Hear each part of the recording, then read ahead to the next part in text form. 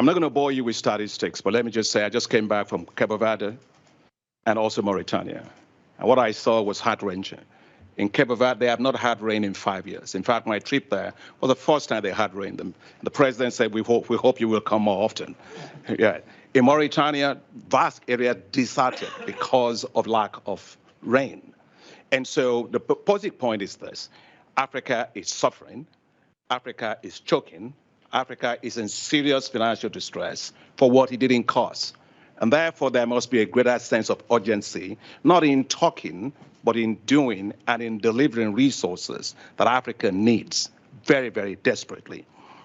As we go, Alok, fantastic job you did leading us globally in Glasgow. But now we have to deliver in Sharm el-Sheikh, which is the Africa Cup. We must deliver the goods there. And if there are goods to be delivered, it's really about adaptation. That's what Africa really, we have nothing, and we only contribute, as Secretary Kerry was saying, less than 3%, but we suffer disproportionately from the negative consequences of that. Our economies have been stymied by that, and so we do desperately must have the financing for climate adaptation there. And that's why, you know, myself, former UN Secretary General Ban Ki-moon, and thanking you, Alok, thanking you, Secretary Kerry, and also others for supporting us on the African Adaptation Acceleration Program, which is Africa's program to deliver $25 billion of financing. Thank you also, teams who were there with us in Rotterdam to support Africa at scale. That's the biggest effort on adaptation ever. Secretary Kerry, you were talking about the MDBs. Yes, I'm from the MDB, African Development Bank. We are very bold, as you know, on the issue of climate. You know, we were supposed to do 40% of our financing to climate. We've done 41%. We're supposed to do adaptation at 50-50, adaptation mitigation. Today, we are at 67% on adaptation for Africa, just because we got to put our money where our mouths are. But as we look at this, I want to come back to something that Bill said before he left, which is he said, let's focus adaptation on the countries that are low-income countries, suffering countries, and thank you for your presentation on Papua New Guinea in the small island states, and also Prime Minister. So what we've got to really do, you know, for us in Africa is we have the African Development Fund. All of you are there, Minister from Canada, all of the donors are here, where we decided to open a climate action window, because these countries don't have access to climate finance, and they need $600 billion, you know, by 2030 to be able to adapt to climate change. Today they get only, what, $18 billion? So it's a lot that they have to do. Therefore, the climate action window of the African Development Fund is critical.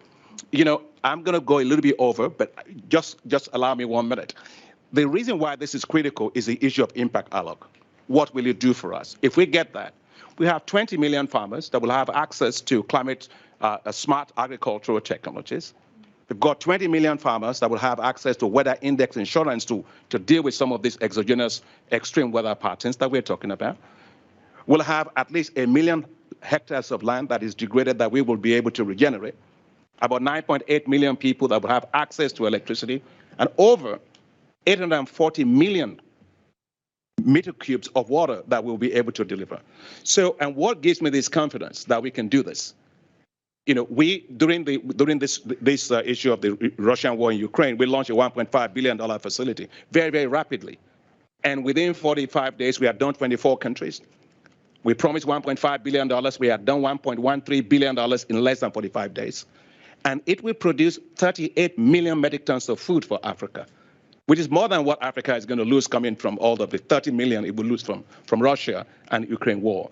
So the point I'm saying is this: the technologies exist. The platforms exist, the programs exist. That's not the problem. What we need is finance. Unfortunately, we have megawatts of talk and zero delivery of financing. So if we can be more efficient in that, I think we'll be able to solve the problem. So I hope that we can land in Sharm el-Sheikh with the $100 billion actually monetized, and so that we can actually help the countries like ours, like Papua New Guinea, like Barbados and others that are suffering, to finally put this to rest. We can do it, but we have to determine that it has to happen in Sharm el-Sheikh. So thank you very much.